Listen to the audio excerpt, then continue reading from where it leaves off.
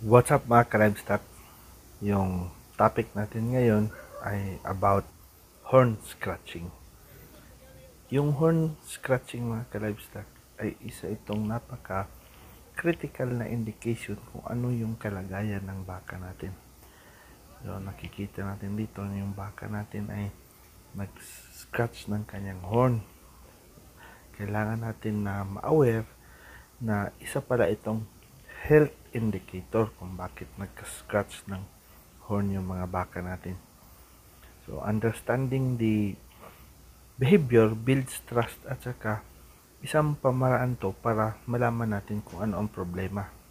Isa dito ay horn maintenance. Nag-scratch sila ng horn para i-shed yung mga pangit na area sa horn. Isa ay itching or discomfort, lalo na pag may mga parasites, insect bites, or mga minor irritations. Pangatlo ay mag-mark sila ng mga territory natin mga kalapsak sa mga baka. So, may scent glands dyan sa horn kung saan sila nagmamark ng kanilang territory. Yung isa pa rin ay yung play or bored lang sila mga kalapsak.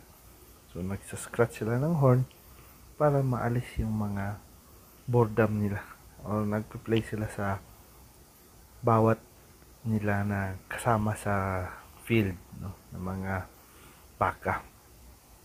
Overall mga ka-livestock, yung horn scratching ay indication siya sa health at saka sa status or conditioning or sa overall na physical na kondisyon ng ating baka. Salamat mga ka-livestock. Always consult your livestock veterinarian, and as always, glory to God.